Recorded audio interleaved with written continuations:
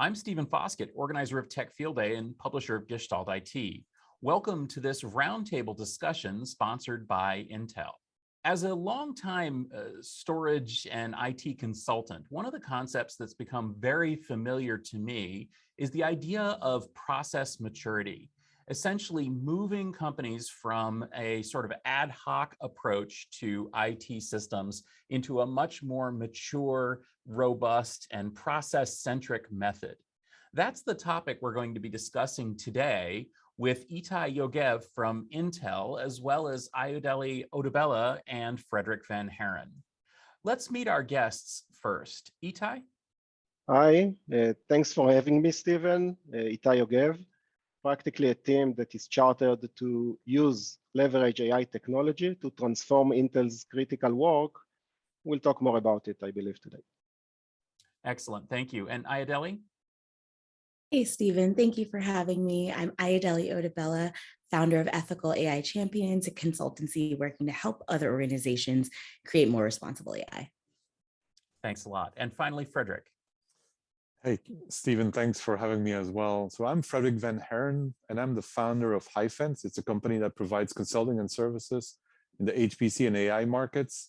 And I'm also a co-host to the podcast Utilizing AI. So Itai, you wrote a blog post, a really excellent blog post, focused on building an AI center of excellence. And as Frederick and Ayodele and I have discussed on the Utilizing AI podcast, this is really a key way to basically bring AI into IT, whether it's AIOps or MLOps or integrating AI into other workflows. Part of this blog post talks about the AI maturity transformation path, where you're moving from a early adopter phase with proof of concept and so on into focusing and scaling, and then finally transforming your business. I wonder if you can give us a quick summary of that whole idea, the whole concept behind the AI Center of Excellence. So I'll start by saying that a lot of what I'll speak to are things we learned on the road, like part of the journey. We've started 2009, and a lot of the things I've written in the blog, I wish I knew them back then in 2009. And basically, we formed this group with a concept that evolved, and as I said, in period of time, to try and take AI and bring it to the heart of the company, and to prioritize the most important stuff at Intel. Obviously, for Intel, it's product development and manufacturing, and anything else that impacts directly the revenue. And we were a bunch of young kids back then that started to look for opportunistic things we could do with AI inside the company in these spaces. And in the first year or two, we were looking just for projects that we could yield some visible wins to catch or attract the attention of management. And from there, it evolved into something else. Then later, we formulated this as a concept, a methodology that takes you from point A to point 2 transformation within 5 years in a given domain. And it starts with basically what I've described. You go for an area in the company, let's say manufacturing. You look for a year for good visible wins. At some point, you focus. That's the second stage that I'm writing in the blog, on not the entire manufacturing, but you narrow the field into something, in our case, like yield, which is one of the most important things. And this focus leads to a growth of capabilities, solution projects, all chartered to increase the KPI. In this case, it's yield.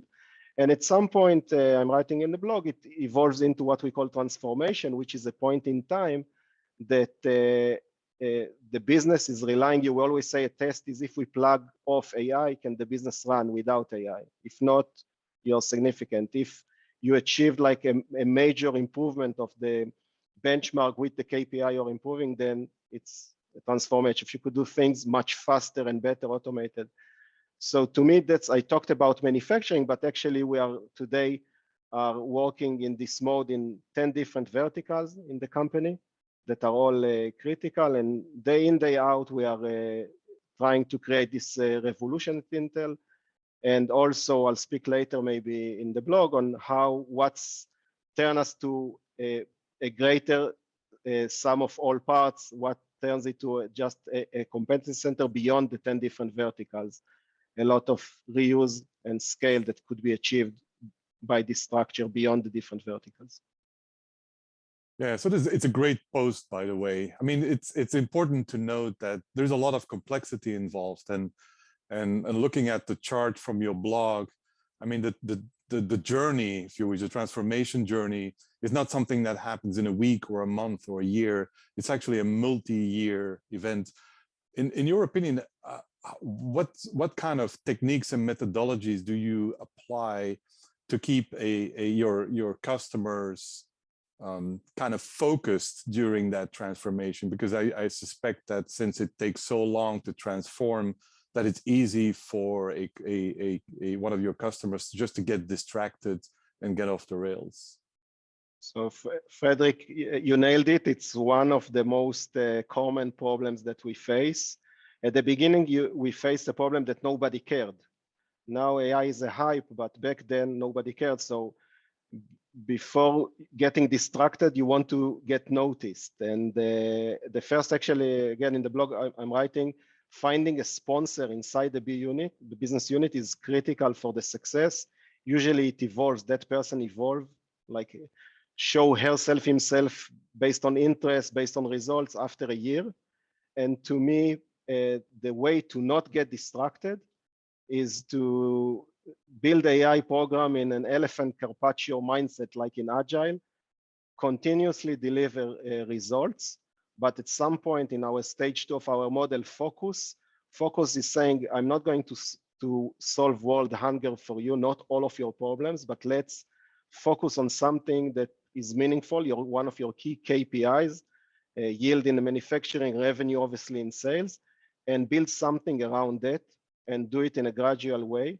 And in elephant carpaccio methodology, so the combination of these two things can prevent people from dragging you to working on the wrong problems, but it does happen. Success create new problems that are good problems. Can you do this? Can you solve that? And maybe the last thing I'll say on it, that we have developed a methodology on how to select and when not to invest in AI, and being able to quickly assess in a given situation if it's doable or not with AI. Like I'll throw it just, and then I'll just assessing the data quality, assessing the amount of change associated with the project, doing some quick and dirty work to assess the potential. And sometimes we're making some joint decisions on stopping something before cutting our losses quickly and not dragging ourselves into a 2 years failed investment that happened to us in some places. I've noticed that a lot of organizations have trouble with this focus. They want AI to kind of be a one size fits all and help every single department. What can you share about this methodology as far as assessing what are good potential uses of AI? So again, Ayodele, you hit it again. It's a problem because one size doesn't fit all. And two things that I'll highlight is, one, we were super strict about focusing on the most critical things for Intel. And I said at the beginning, for us, it's if we can help product development, manufacturing, and anything that you show me a direct impact on revenue. All the rest we didn't touch. And I was criticized for many years inside Intel that for that, but we didn't do that, and we didn't put our eye off the ball. And only a year ago, we actually decided to launch a new program called AI Everywhere inside Intel that is directed to support the long tail of AI inside the company, and aimed not to create the same level of transformation as in the critical domains, but it's more on building a foundation like a central platform, tons of training, things that will help others that are less professionals in the domain to solve day-to-day problems, grow skill over time. But it's not something I recommend to do in the first few years because it's a distraction, and it's not something that will help you create a lot of value that is required to keep the momentum going. Yeah, you talked about, a sponsor and success criteria. I wonder, how do you define a success criteria in the early stages, right? I mean, there's one thing about AI is that it's an iterative process, which means that, failure is not an option, it's guaranteed, right? So how do you get people over the hump, so to speak, where there is a certain success criteria that you can apply to make progress and convince other people in the organization that the AI transformation is the way to go? So there's the trivial part, which I'll not speak a lot about. Like, there are things we are really trying to connect our work to a KPI. If we work in a certain place, in, let's say, in product development for Intel, I want to start not talking about manufacturing or sales all the time, but product development for Intel. If a bug escapes from pre-silicon, like when it's not a physical product, to silicon, it means another few months of work to go back, redesign, and then go back to the factory to manufacturing. It's a mega delay impact to business. So a key KPI for the company is how many pre-silicon bugs can you find before you create a product. So for example, when we worked in that place, we knew for day one, we are looking for building something that can help find bugs and measure something that is straightforward, important to the leadership team, to all the people involved. However, the caveat, not always it's easy to start with something that is that meaningful. And then you need to start compromising and working on problems that are less critical, but more feasible. And in that space, it will be difficult for me to find it's a lot about intuition and trusting your gut feeling that you're working on something worthy, even not if you cannot prove it at the time of work, but without being able to celebrate this visible win with a stakeholder that cares. It's like a tree that falls in the forest that nobody cares, and that's something that I don't recommend of doing. So either you have something tied to KPI, best recommend. If not, do some compromise between time, resources, visibility, and likelihood to be successful in that project. But this is like last resort or less recommended, obviously. Do you see the success criteria change as transformation goes by, where people realizing the capabilities of AI and kind of change the rules of the game, so to speak, towards their transformation? Yes, for sure. There is a thing that as you grow success and build what we call AI platforms, we don't have one. We have per vertical tailor-made one, like a vertical dedicated platform. I can speak to that later. Then it creates opportunities for stuff you couldn't imagine at the beginning. So from the second you have a platform that allows you to put a AI model in production in 30 minutes, monitor and take actions autonomously, and monitor and retrain your models. I'll give you an example on our test floor. Every unit that Intel tests is being shipped to customer with a guarantee you're buying a premium brand product from Intel. It's going to work for years. So we spend a lot of effort, money on securing this guarantee. And like we're providing few hundreds per million units that are defects. So at the first year, we worked on building models that will improve that. At some point, we created this platform that allows us to personalize the entire test. Now we are being asked by our customers to go one level down into the atomic level of our tests. Like every little row of code can turn into something you personalize.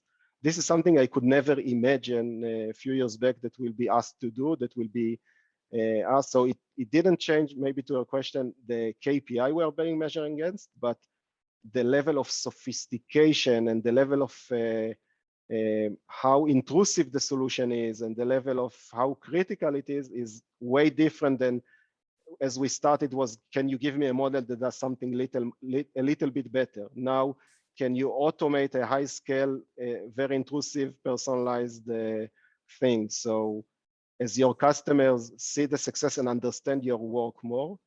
And by the way, one of the things we try to do is to build a lot of skills inside our customer partner at Intel, so they can speak the same language and start thinking about problems that we cannot see ourselves.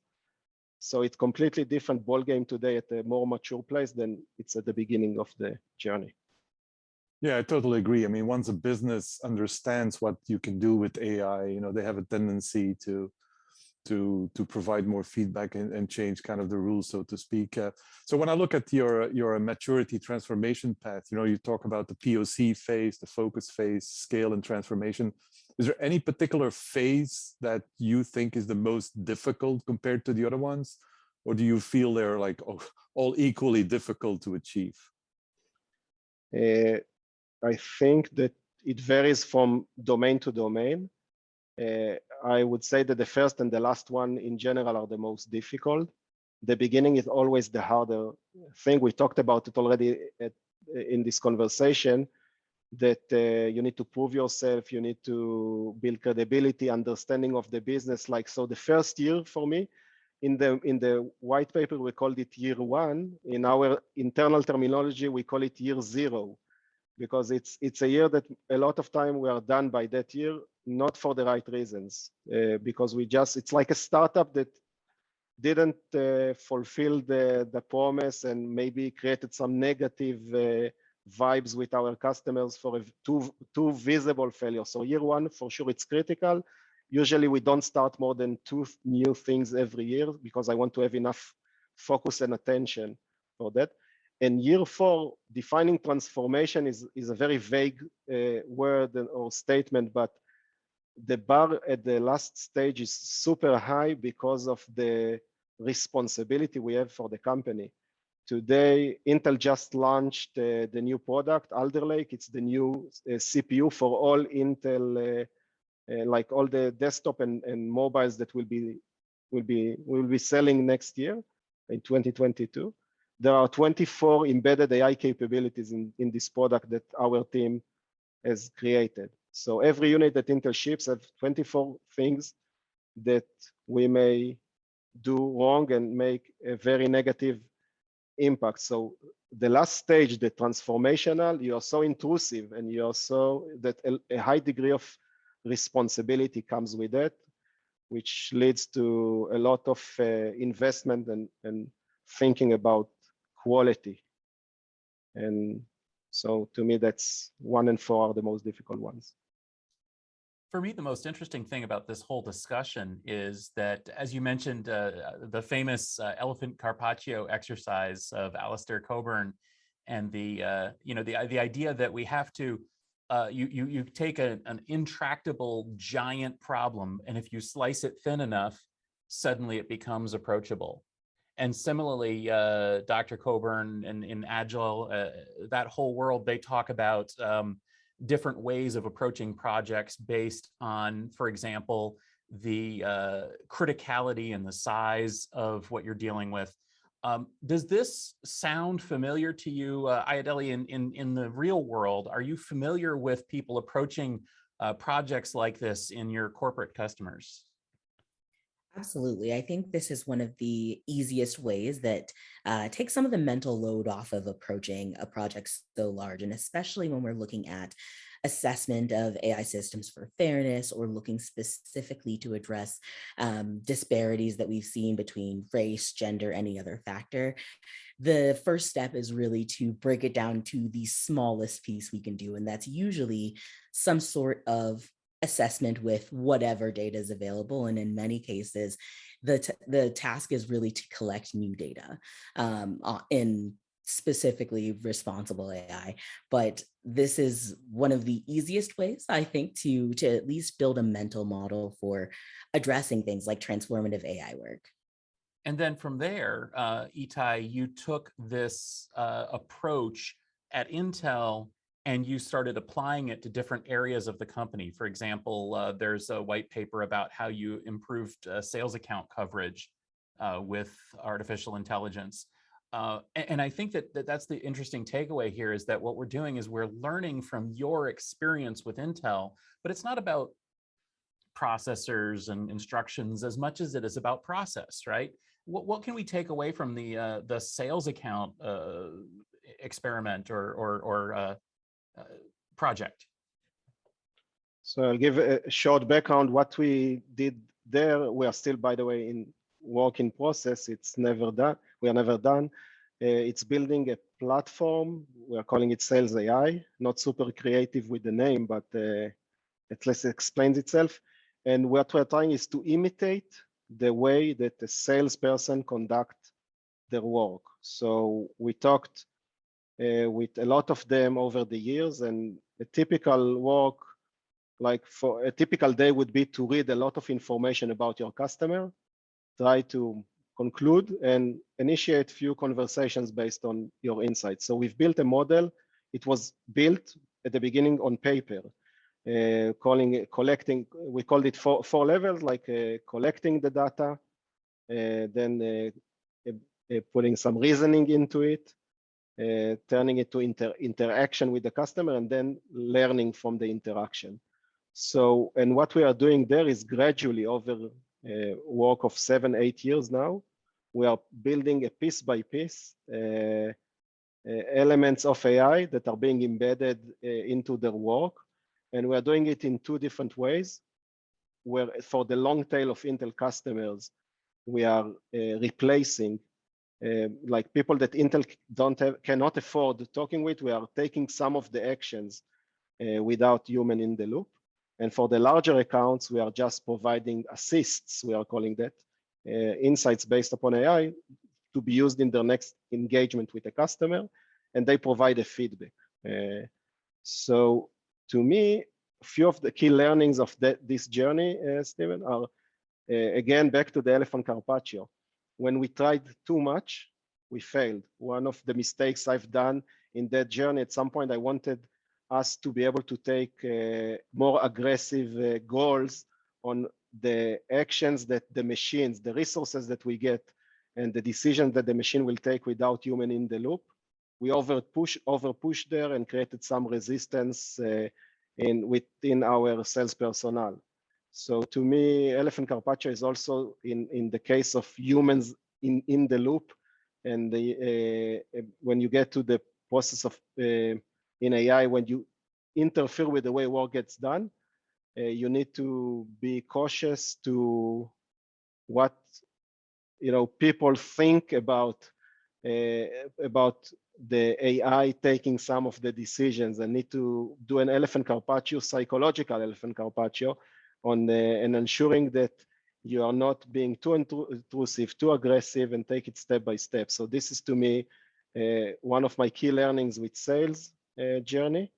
And it's really, really different to do AI for units in the fab than AI that involves work of human beings in places like sales.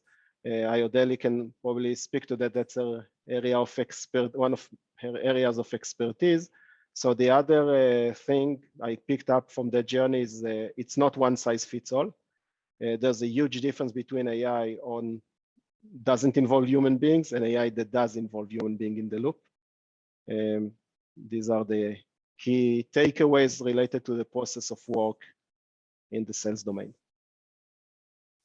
And to your point about human in the loop AI systems, how do you go about building those relationships and embedding within these sales, marketing, other usually non-technical teams, and assist them in their decision-making process without kind of stepping on toes or making the people that are involved feel like this might be replacing them? It's a known problem to us. A few things. One, we are not really not trying to replace human beings. We don't believe that's the case. I wrote it on the blog. It's like we are self-tuned to it, really. We do not think that we can or should replace the humans. We believe that giving AI to them at their fingertips is the 21st century. That is what it's all about. That's competition.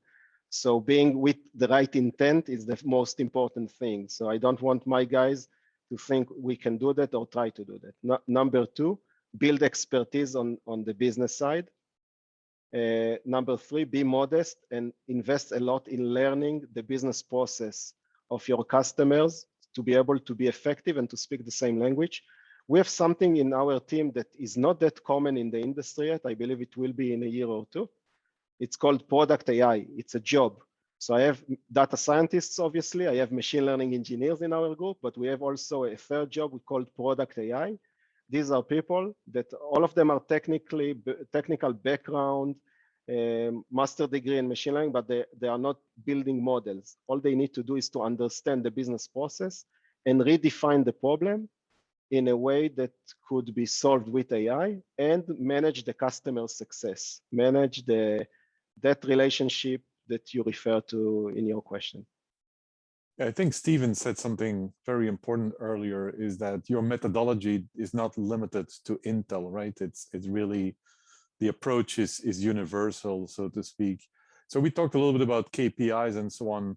I would like to talk a little bit about methodologies, right? So a lot of people are focusing on MLOps, and MLOps is a technology or methodology that's kind of maturing. I did read somewhere that Intel has its own name for a portfolio of MLOps tools called MicroRaptor, which is kind of interesting. You know, is that where you take the existing MLOps tools and expand them, or is that just a name for a group of MLOps tools? So first of all, you made few people that may listen to this very proud that somebody in the world care about the branding of the Raptor family. Actually, it's MicroRaptor now, and they have now DS Raptor, if you like that, Disruptor, it's being called. So the concept we came up with is going with the industry with a twist. So in many places now you start see central MLOps platforms that need to deal with the heavy duty of, I have few hundreds models in production, I need to make sure I could do that easily, I could do that. What we have decided to do is over time, again, we didn't have this design at the beginning, is to create a kind of an inner source that is based on open source. We use tons of open source that can be built as building blocks and to be used as a vertical AI platform. So in every place we work, like I mentioned, the FAB says, we have its own vertical AI platform that is based on open source with the other inner source. And what it basically need to do is three things. One is to make data scientists write only their data logical models and don't need to deal with all the complexity of putting stuff into production. It's abstracted to them completely. Number two, be able to integrate a model like all the other software common practices, ready to go to production, release candidate within few minutes. So, and number three, all the heavy duty of monitoring and retraining is being done automatically for them. And because we are doing it vertically, we are attached to the operational systems. So the beauty of not being a centralized platform for the entire company, but a vertical one, allows us to sit very close to the data and the information systems of operational systems of any of our verticals. And as a result, be very intrusive in the actions we could take. That's our spiel, and MicroRaptor is a code name for all the productization elements. It's basically bringing DevOps to MLOps. And this Raptor is a newly thing we are developing. It's like streamlining and standardizing a lot of the work of the data scientists to make them way more productive. So you could call it AutoML on steroids. And this, of course, leads us to another white paper, the push-button productization of AI models, where you talk about the AI lifecycle and the challenges. And as Ayodele brought up just before, it's not enough to deploy. You also have to track and monitor the models and make sure that the models are giving you the type of outcomes you want and not introducing inappropriate responses and inappropriate outcomes that run counter to your values or choices. I think that is also a key learning from companies as well, to get back to the process angle, not just the technology. So yeah, to me, with a high degree of automation at the later stages, you run into an operational problem, and quality matters a lot at that stage. The operational problem is, how do you know? By the time we talked in this recording of this meeting, more than 2-3 million units at Intel went through our algorithms and decisions were made about these units. How can I go to bed tonight knowing I didn't create any damage to the company? And for that, you need to be able to monitor and recorrect at real time. And something that becomes even more critical, how much are you spending on support versus creating new stuff? We today only spend 10% of our budget on supporting existing work, and 90% of the resources are working on new stuff. So for all of these reasons, this becomes more and more critical. That's why you also see a lot of startups and other players getting into the field of MLOps. Yeah. So Frederick, I know you mentioned earlier that this whole discussion has been something that you were really interested in. What's your takeaway for listeners of this discussion? Where would you direct them from this?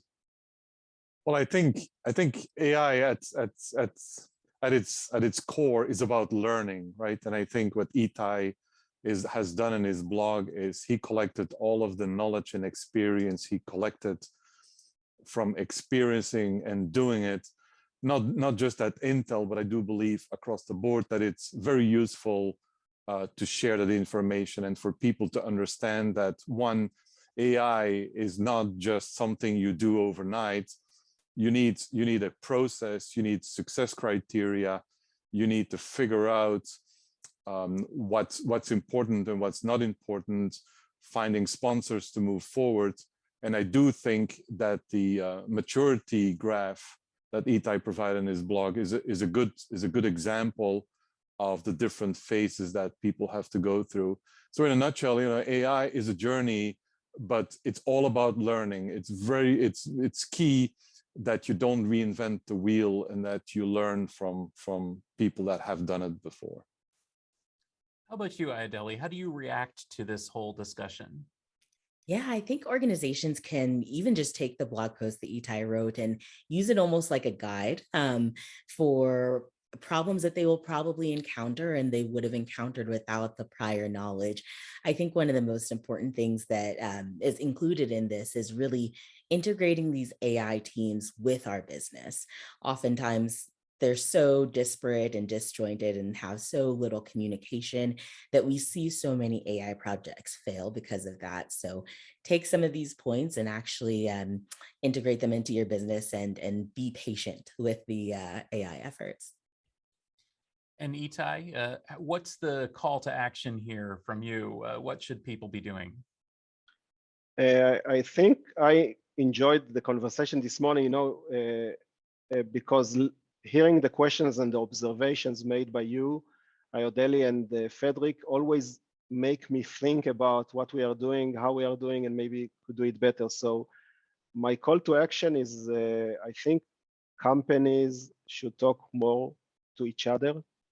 We are all learning, as Frederick said, it's a new thing. We are inventing it ourselves these days. It's not something that anybody holds a blueprint on how to do. And we try to frequently meet with peer groups of other organizations, experts from industry academy to try and pave the way for ourselves. And so I don't know how to say it, don't be shy, reach out to us. We frequently do that together with our sales team, finding ways to learn from the experience and the knowledge of others, because I think what's fascinating being in this business of AI in an enterprise today is that there's a potential to transform the company you're working in. And you need the brains of others doing the same work you do to be able to build the best methods and tools, methodologies to do so. Yeah, I think that for me, that was the big takeaway from this discussion is that you'd think that Intel, being a giant company with a lot of people working on this, would have all the answers, but everybody's still learning, and we can learn from each other. We can learn from your experiences, your year zero, as you mentioned. That's really almost an inspiration in terms of how we can approach these things, and that we can take these big intractable problems, slice them very thin, and move forward along the lines of the agile software development methodology. So I would recommend that folks check out the Intel AI page, or reach out to their Intel representative, not necessarily about products, but really about how to integrate AI into their company, into their processes, and really benefit from the insights from AI, not just deploying AI hardware or AI software. Thank you, everyone, for joining us for this discussion. This is a Gestalt IT roundtable discussion. I do encourage you to go to intel.com to learn more. You can also go to gestaltit.com to learn more about our coverage of IT across the enterprise.